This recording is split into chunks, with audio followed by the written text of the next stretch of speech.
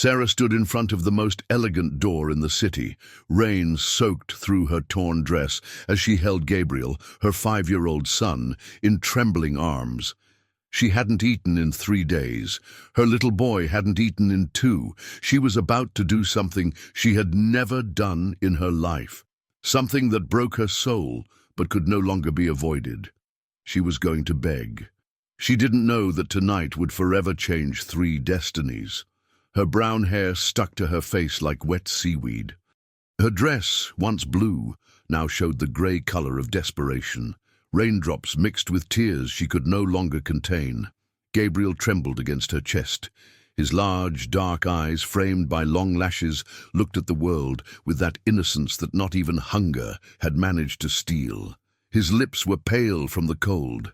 Hunger had hollowed his cheeks, but hadn't dimmed that special light that shone in his gaze. She rang the doorbell. Her hands trembled. It wasn't just from the cold. It was from the humiliation of what she was about to do. The door opened. A tall man appeared in the golden frame. Stephen Rivers, 48 years old, millionaire, dressed in a white shirt that cost more than everything Sarah owned.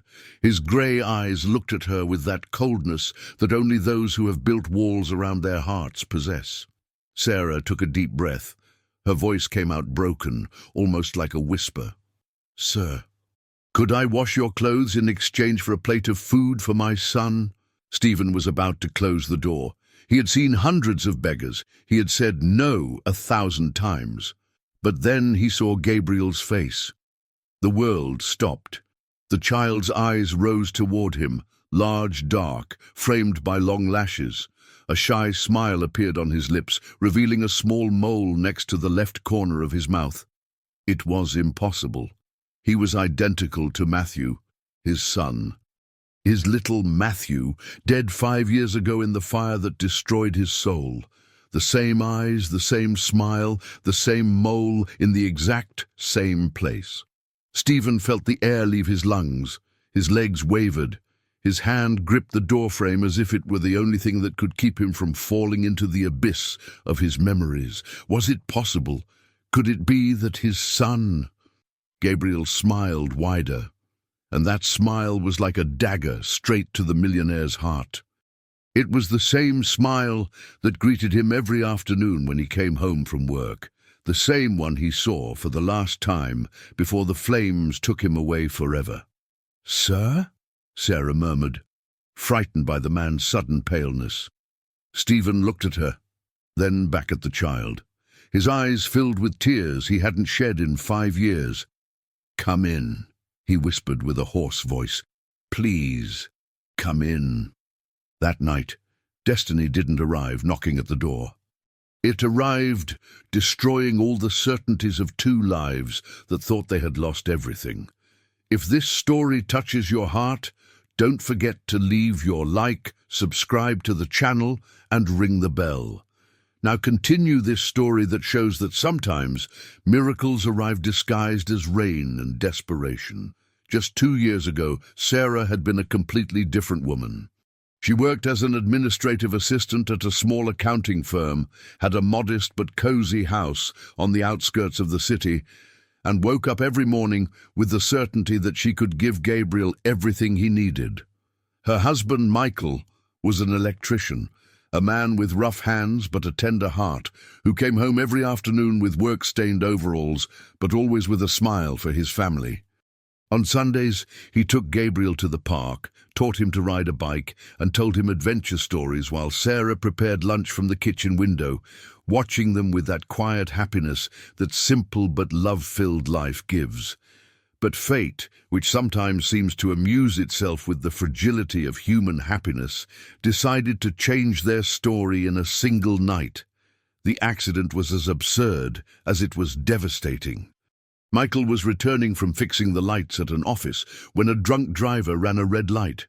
The impact was so strong that the paramedics said he felt no pain, a small consolation that didn't ease the gigantic void his absence left in the house. The first months after the funeral were a parade of condolences, awkward hugs, and promises of help that evaporated as quickly as they came.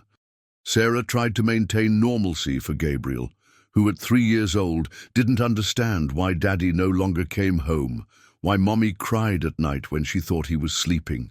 The bills began to accumulate like an impossible mountain to climb.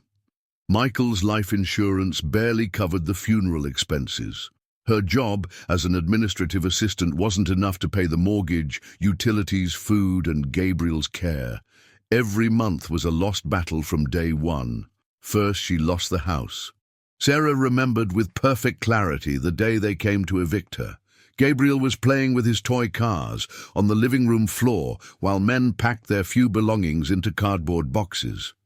When he asked why they were taking his toys away, she managed to smile and tell him they were going on an adventure, like the explorers in his favorite stories. They moved to a small apartment in a cheaper area of the city. Sarah worked double shifts whenever she could, leaving Gabriel with Mrs. Martha, an elderly neighbor who watched him in exchange for a few dollars, but even that became unsustainable when the company where she worked closed without warning, taking with it the last stable income she had. The savings lasted 3 months. 3 months of getting up every day to look for work, knocking on doors that closed with polite excuses, returning in the afternoons empty-handed with hope a little smaller. Gabriel, with that intuition children have to perceive when something is wrong, began to be quieter, more obedient. He no longer asked for toys when they passed stores. He ate without complaining when dinner was just rice with an egg, or when breakfast was only a glass of watered-down milk. When they could no longer afford even the cheapest apartment, Sarah made the most painful decision of her life, taking Gabriel to live in a homeless shelter. The shelter was a grey and cold building, full of metal beds stacked in endless rows. The smell of disinfectant couldn't completely hide the aroma of despair that permeated every corner. At night, when Gabriel curled up against her in that narrow bed, Sarah invented stories about brave princes and magical castles, anything to take his mind away from the cries of other children, from adult arguments, from the constant sound of hopelessness. "Mommy," Gabriel whispered to her one night while she stroked his hair, "when are we going home?" Sarah felt her heart break into microscopic pieces, but instead of crying, she smiled in the darkness and told him, "Soon, my love. Very soon we're going to have a new house, even prettier than the old one." It was a white lie, but it was all she had to give him. The days at the shelter turned into weeks, and weeks into months. Sarah went out every morning to look for any job, cleaning houses, babysitting, selling candy on the street, anything that would give her a few dollars to buy food for Gabriel. But the city is cruel to those who don't have a fixed address. Without a home, it was almost impossible to get stable work. Without work, it was impossible to get a home. It was a vicious circle that slowly drowned her, day after day. Despite everything, Sarah never lost her dignity. She never approached to beg on street corners, never extended her hand, hoping for strangers' charity. She always offered something in return: washing clothes, cleaning yards, carrying market bags. Her pride was the only thing she had left intact, the only thing that kept her standing when everything else crumbled, until that rainy night in front of Stephen Rivers' mansion. That night, when her son's hunger finally defeated her pride, and she had to speak the words she never thought would come from her mouth. "Could I wash your clothes in exchange for a plate of food for my son?" And now she was there, standing in the marble foyer of a house that seemed taken from a magazine, with Gabriel clinging to her neck and her heart beating so hard she feared it could be heard in the elegant silence that surrounded them. But what she didn't know was that the man who had let them in had just seen a ghost with his dead son's eyes. Stephen closed the door behind them with trembling hands. His mind was a hurricane of memories and impossible questions. How was it possible that this child was identical to Matthew? How could someone exist in the world with the same smile he had lost forever? "Follow me," he murmured, his voice barely a hoarse whisper. He led them to the kitchen, an enormous space of white marble and appliances that shined like mirrors. Sarah had never seen such opulence together. Her bare feet, wet and dirty, left small prints on the immaculate floor. "Sit down," he told them, pointing to a wooden table that probably cost more than everything she had ever owned in her life. Gabriel settled into the high chair, his small legs hanging without touching the floor. His curious eyes toured every corner of the kitchen with that genuine fascination that only children have. There was no envy in his gaze, only pure amazement. Stephen opened the refrigerator with mechanical movements. His hands trembled as he took out ingredients: ham, cheese, bread, milk, fruit. But his eyes didn't move away from the child. Every gesture from Gabriel, every blink, every shy smile was like receiving an electric shock directly to the heart. When he put the plate in front of Gabriel, the child didn't pounce on the food like any hungry child would have done. Instead, he looked at his mother, waiting for her permission. That simple courtesy, that education intact despite the hunger, made something break inside Stephen's chest. "Eat, my love," Sarah whispered, stroking her son's wet hair. Gabriel took the first bite delicately, chewing slowly, savoring every crumb as if it were the most exquisite delicacy in the world.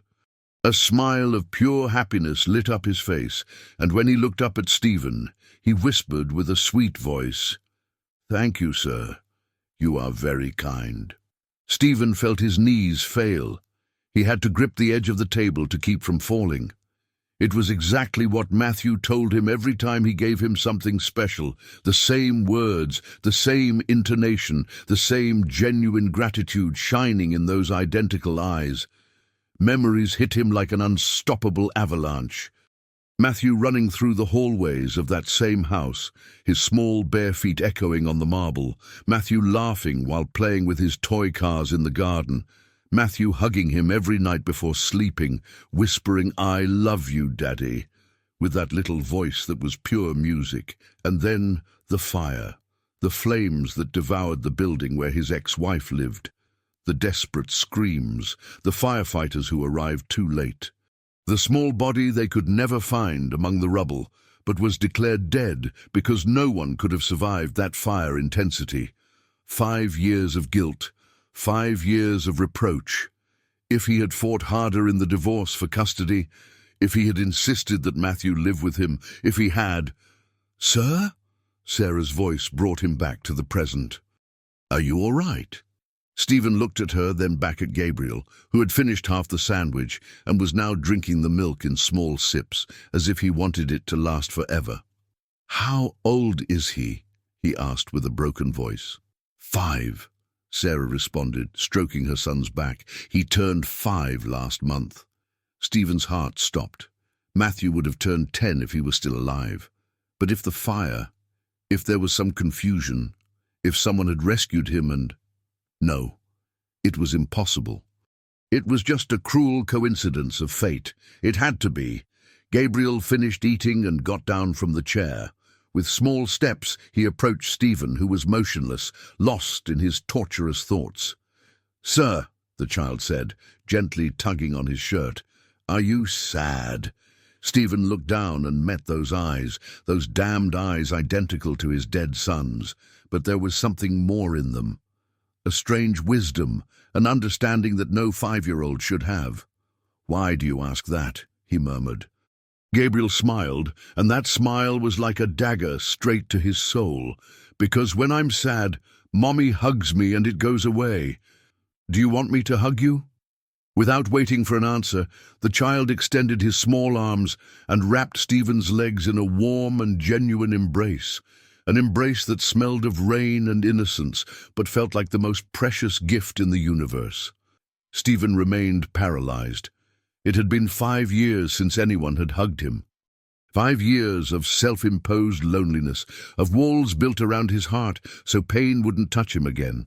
But that embrace tore down all the walls at once. Tears began rolling down his cheeks.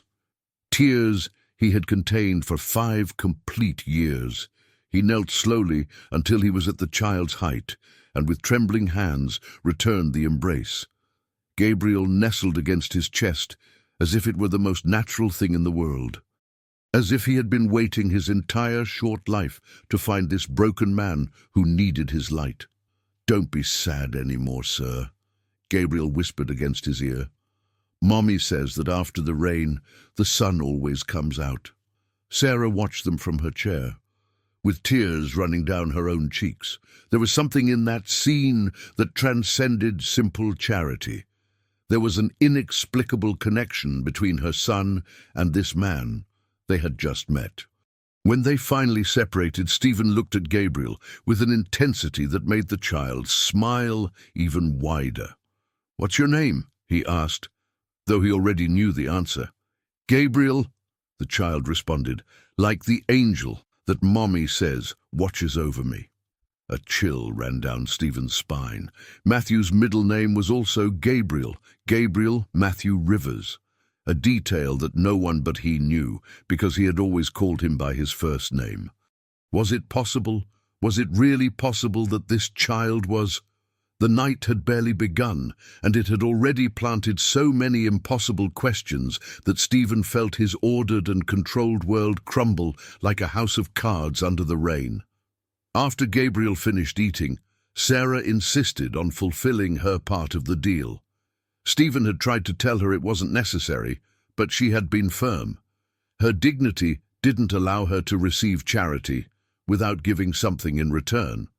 While she washed clothes in the utility room, Gabriel had fallen asleep on the living room sofa, wrapped in a soft blanket that seemed to cost more than everything he had ever had in his short life.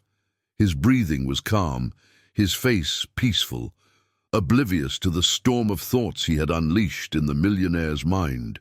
Stephen couldn't take his eyes off him. Every detail was a stab directly to his heart. The way his eyelashes created small shadows on his cheeks. The way his mouth curved slightly upward, even while sleeping. The tiny mole that seemed marked by destiny in the exact same place where Matthew had his. It couldn't be a coincidence. It was impossible. With silent steps, he headed to his study. The walls were covered with bookshelves full of books he no longer read, diplomas that no longer made him proud, and photographs of a life that had died along with his son. He opened his desk drawer with trembling hands. There was the folder he hadn't touched in 5 years, the folder with all the fire documents, firefighter reports, death certificates, photographs the authorities had given him. Matthew's photos were there, protected in silver frames that now seemed like relics from a previous life. His son, at 2 years old, smiling while holding a red balloon. At 3, covered in chocolate after his birthday. At 4, the day he learned to ride a bike. And there was the last one. The photo he had taken just a week before the fire. Matthew smiling in his mother's house garden, with that smile identical to the one he had seen that night in Gabriel. Stephen's hands trembled as he held the photograph next to another he had taken with his phone when Gabriel had fallen asleep. He placed them side by side, under the desk light. It was impossible to distinguish which was which. The same light brown hair, the same large, dark eyes, the same nose shape. The same mole in the exact same place. Even the way of smiling was identical. Stephen felt the world sway around him. He took the fire documents with hands he couldn't control, official reports, witness testimonies, the victim list. But as he read, something began to bother him. Small inconsistencies he had never noticed in the midst of his pain. The report said they had found remains of 2 victims, his ex-wife Helen and his son. But the remains were so charred that identification had been presumed. Presumed, not confirmed, presumed. How had he overlooked that detail for 5 years? He kept reading. The fire had started in the apartment building where Helen lived with Matthew after the divorce. 20 families had managed to escape. 5 people had died, but the bodies were so destroyed that identifications had been made based on records of who lived in each apartment. Stephen felt the air leave his lungs. For 5 years he had mourned his son's death based on assumptions, on bureaucratic documents that assumed who had died based on who should have been there. But what if Matthew hadn't been there that night? What if Helen had taken him somewhere else? What if... He needed answers. He needed to talk to Sarah. He found her in the kitchen, carefully folding the clothes she had washed. Her movements were precise, careful, like those of someone who had learned to value everything they touched. "Sarah," he said softly so as not to startle her. She looked up, and for the first time that night, Stephen could see beyond the poverty and exhaustion. She was a beautiful woman, with intelligent eyes that had seen too much pain for her age. "I'm finished, sir," she said, pointing to the perfectly folded clothes. "I hope it's all right." "It's perfect," he murmured, but his mind was elsewhere. "Sarah, I need to ask you something about Gabriel." She tensed slightly. "What do you need to know? How long has he been with you?" The question hung in the air like a storm cloud. Sarah lowered her gaze, her hands nervously playing with the hem of her wet dress. "Since he was 2 years old," she finally responded. "My husband and I couldn't have children. We decided to adopt him." "Did you adopt him officially?" "Yes," she said quickly, but something in her voice didn't sound completely convincing. "Well, I mean, we were going to. But Michael died before we could complete all the paperwork." Stephen felt his heart racing. "Who gave you the child?" Sarah remained silent for a moment that felt eternal. When she finally spoke, her voice was barely a whisper. "A woman. She said she couldn't take care of him, that he needed a family who would love him." "Do you remember her name?" "Helen," Sarah said, and the name fell on Stephen like lightning. Her name was Helen Walsh. The world stopped completely. Helen Walsh. His ex-wife, Matthew's mother. Stephen gripped the edge of the table, his legs trembling like leaves in the wind. Was it possible that Helen had given Matthew up for adoption before the fire, that she had faked his death to keep him away from his father forever? "When was this?" he asked with a hoarse voice. 3 years ago," Sarah responded. "Shortly after the building where she lived burned down. She said she had lost everything and couldn't take care of a small child." The puzzle pieces began to fit together in a way that made Stephen feel nauseous. Helen had survived the fire. She had saved Matthew. But instead of contacting him, instead of telling him his son was alive, she had decided to give him up for adoption. Why? What could have driven her to such absolute cruelty? "Sarah," he said, his voice trembling with contained emotion, "I need you to tell me exactly where you met Helen. I need every detail you can remember." She looked at him with eyes full of fear. "Why? Have I done something wrong? Gabriel is a good boy. He hasn't—" "No," Stephen interrupted, taking her hands in his. "You haven't done anything wrong, but I think Gabriel might be my son." The words left his mouth before he could stop them. Sarah looked at him as if he had lost his mind. "That's impossible," she whispered. "Gabriel he's been with me since he was 2 years old," Stephen completed. "The same age my son was when he supposedly died in the fire at the building where Helen Walsh lived." Sarah's eyes filled with tears. "No, it can't be true." But even while shaking her head in denial, something in her expression said the pieces were also fitting together in her mind. The mysteries about Gabriel's past she had never been able to solve. The way Helen had appeared and disappeared from their lives so quickly, the lack of official birth documents. "I need proof," Stephen murmured. "I need to be sure before—" A noise interrupted them. Gabriel had woken up and was standing in the kitchen entrance, rubbing his eyes with his small fists. "Mommy," he said with a sleepy voice, "why are you crying?"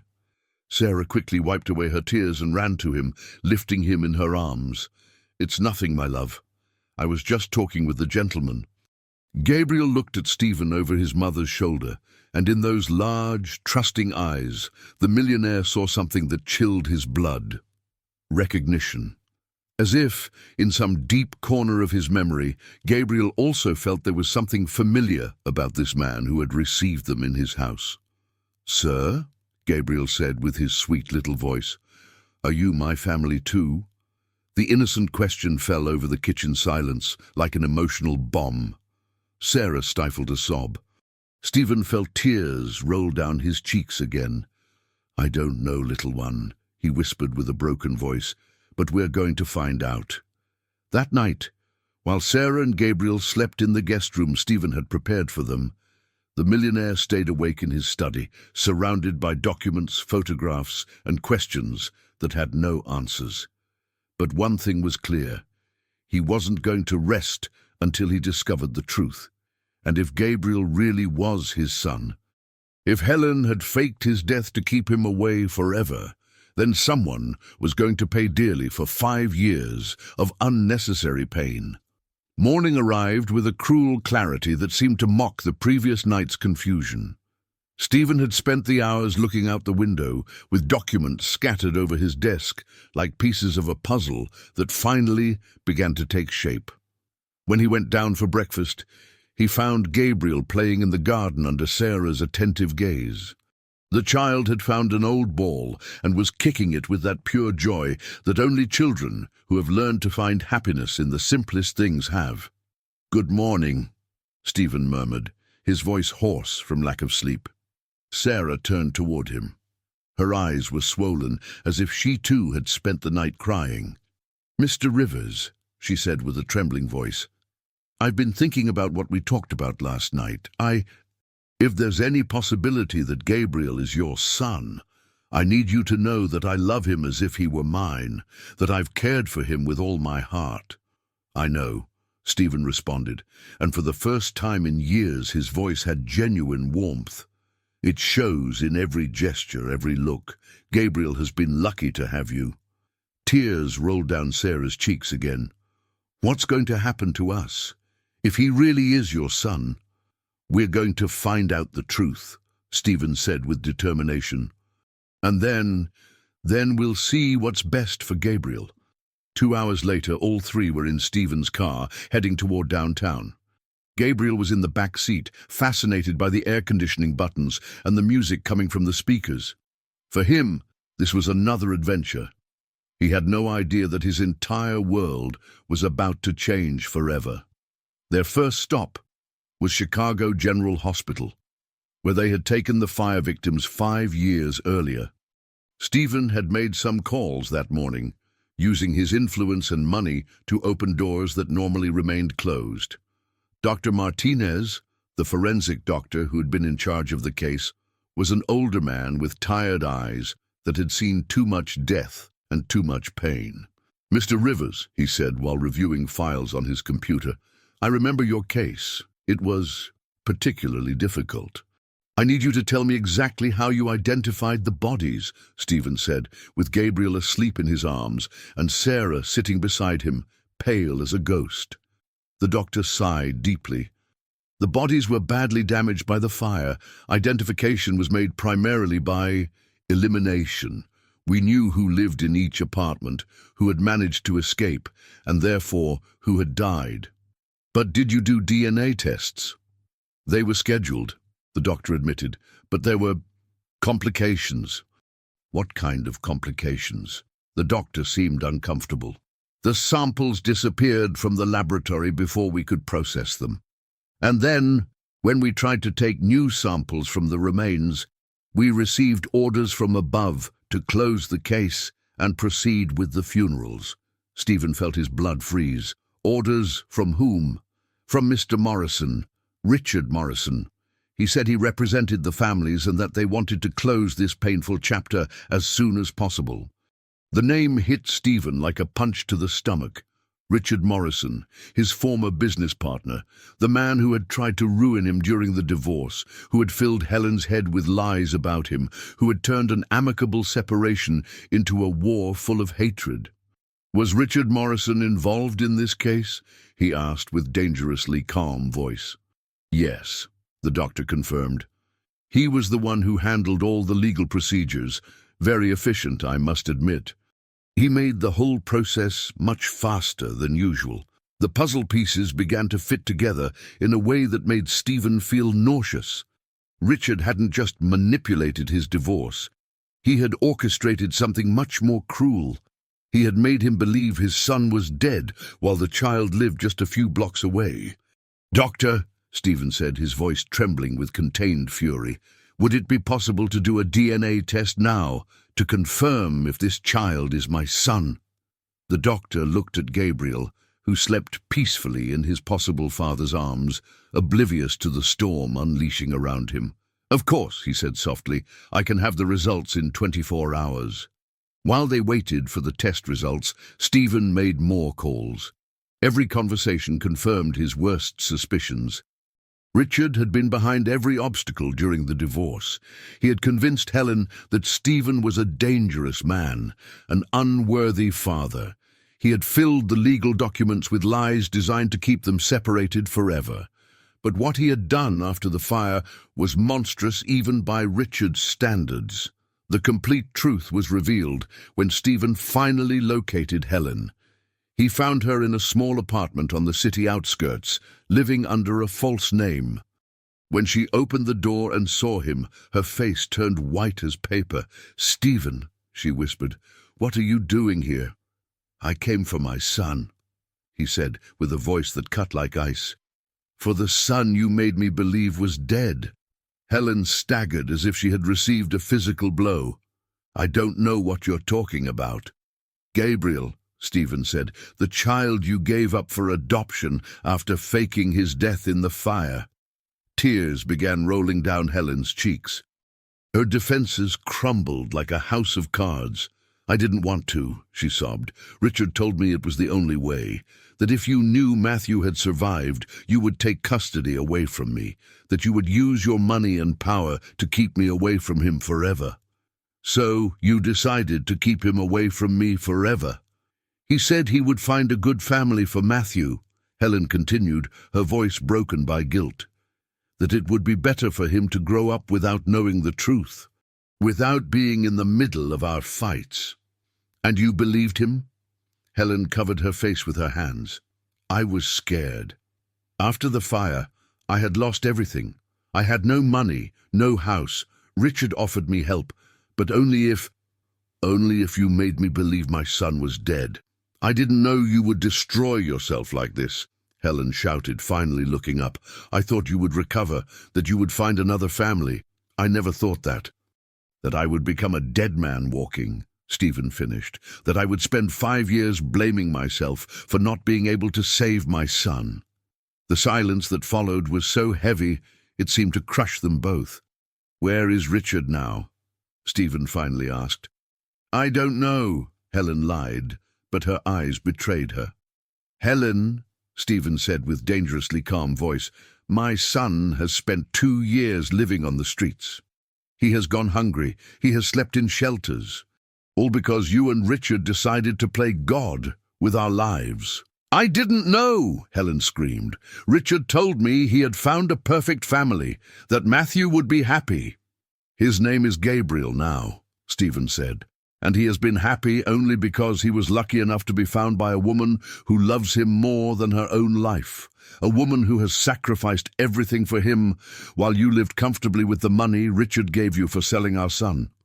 The words were like slaps. Helen collapsed into a chair, sobbing uncontrollably. "Where is Richard?" Stephen asked again. This time Helen gave him the address.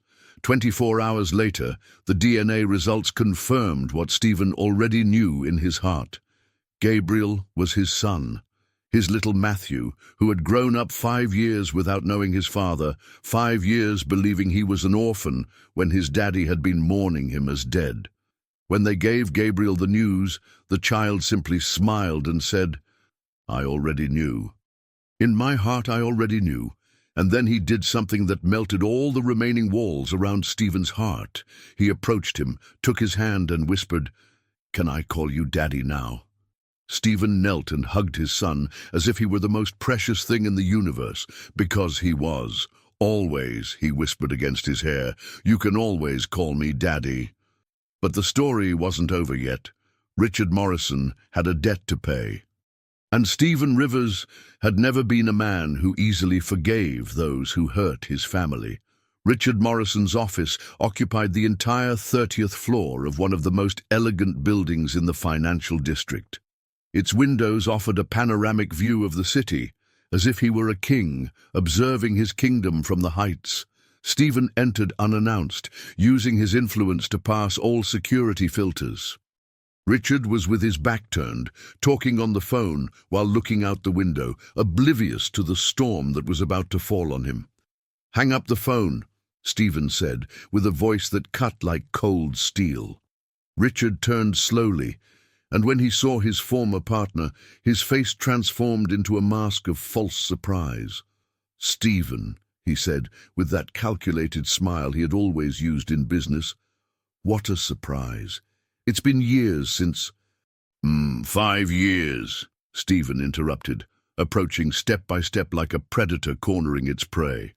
5 years exactly since you made me believe my son had died. The smile vanished from Richard's face like water under the sun. His eyes moved nervously, looking for exits, calculating his options. "I don't know what you're talking about," he lied, but his voice trembled. Stephen put a recorder on the mahogany desk. The conversation with Helen began to play, each word a condemnation falling on Richard like drops of acid. "Richard told me it was the only way, that you would use your money and power to keep me away from him forever. He said he would find a good family for Matthew." Richard collapsed in his chair, as if the words were physical bullets. His face turned ashen.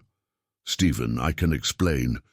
"Explain to me," Stephen said, his voice dangerously calm, "how you justify 5 years of psychological torture. Explain to me how you justify making me believe I buried my son when he was alive, growing up without knowing his father." "You weren't a good father," Richard shouted, his mask finally falling completely. "Always working, always obsessed with money. Helen and the child were just accessories in your perfect life." The accusation hit Stephen like a slap, because he knew it had some truth. Before the divorce, before losing Matthew, he had been exactly that. A man obsessed with success who hadn't known how to value what really mattered. "You're right," he admitted, and the honesty in his voice took Richard by surprise. "I was a bad father, a bad husband, but that didn't give you the right to decide my son would be better off without me." "Look at yourself now," Richard screamed, standing up desperately. 5 years later, you're still obsessed with this. That proves I was right, that you're a toxic man who destroys everything he touches." "No," Stephen said, with a calmness that chilled the blood. 5 years later, I'm a man who has learned what's really important. And I'm going to make sure you pay for every day of pain you caused me." Richard tried to run toward the door, but 2 police officers entered at that moment. Stephen had carefully coordinated every move. The recordings, the falsified documents, Helen and Dr. Martinez's testimonies. He had enough evidence to bury Richard in a cell for the next 20 years. "Richard Morrison," one of the officers said, "you're under arrest for document falsification, obstruction of justice, and conspiracy to separate a minor from his legal father." As they took Richard away in handcuffs, Stephen remained alone in that luxurious office, feeling a gigantic weight lift from his shoulders. Justice couldn't give him back the 5 lost years, but at least Gabriel would never again have to pay for one man's twisted ambitions. But there was another conversation he had to have, a conversation he had been postponing because he knew it would be the most difficult of all. When he returned home, he found Gabriel and Sarah in the garden, she teaching him to plant flowers in a small corner they had converted into their special project.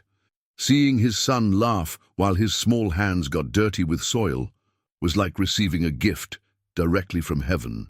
"Sarah," he said softly, "can we talk?"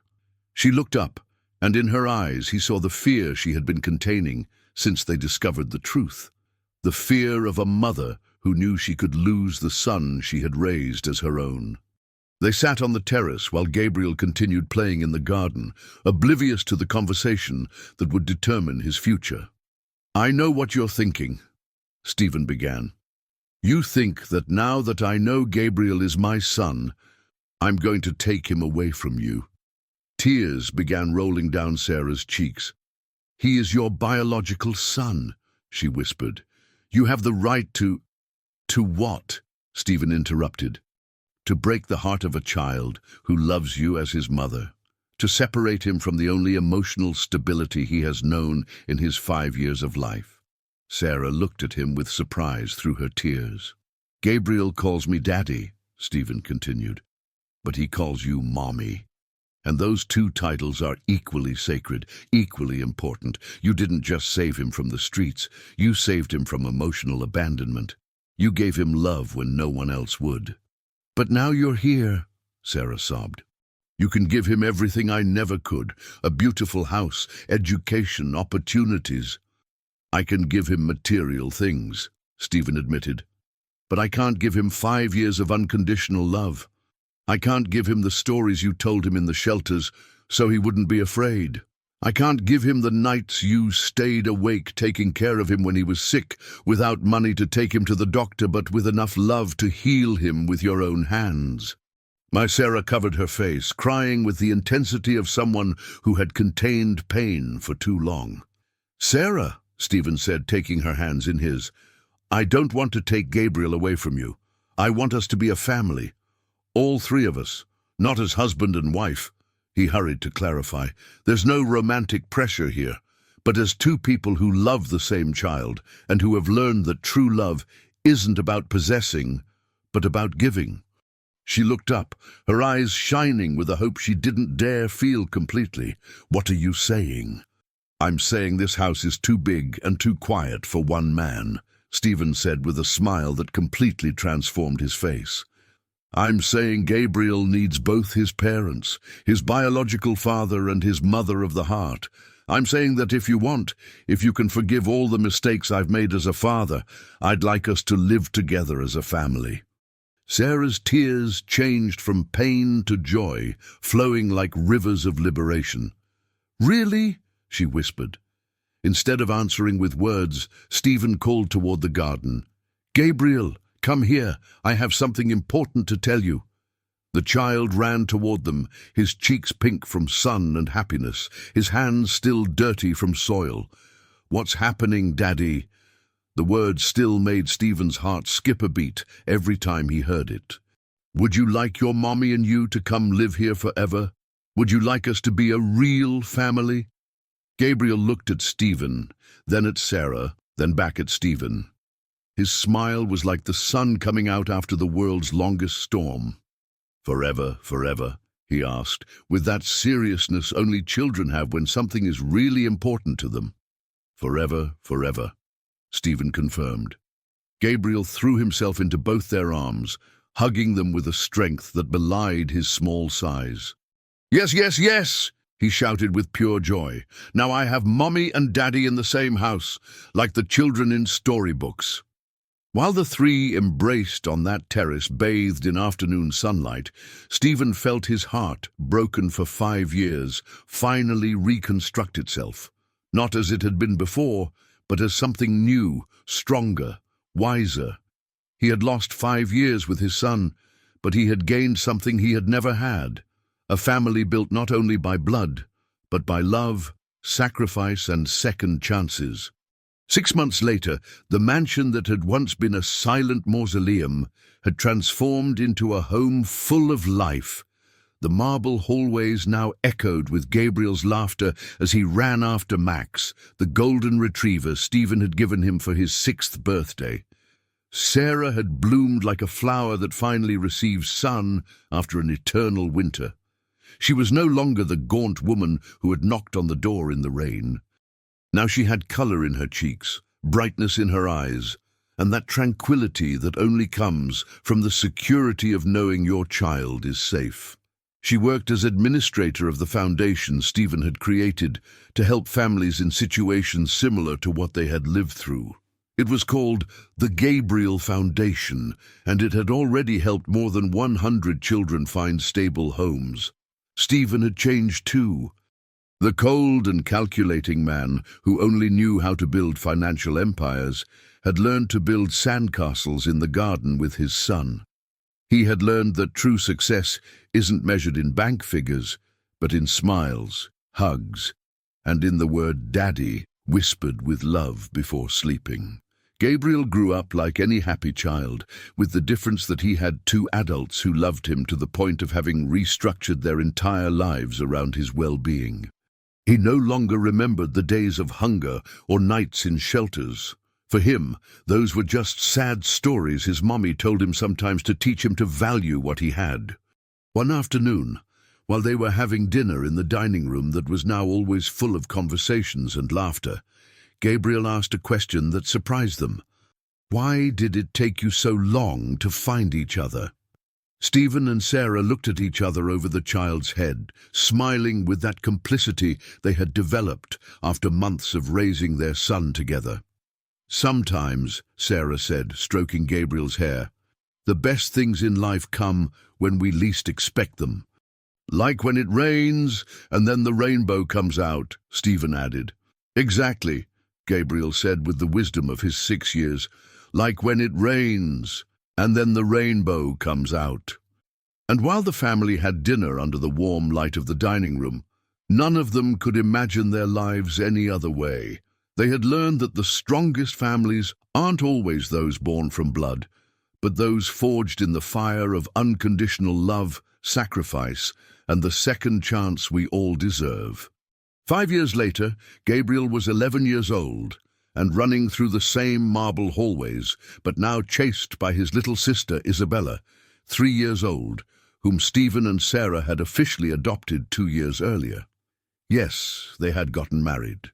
Not from pressure or convenience, but because after 3 years of living as a family, they had fallen in love with the slowness and certainty of two people who had learned that true love doesn't always come like lightning, but sometimes like a gradual and beautiful sunrise.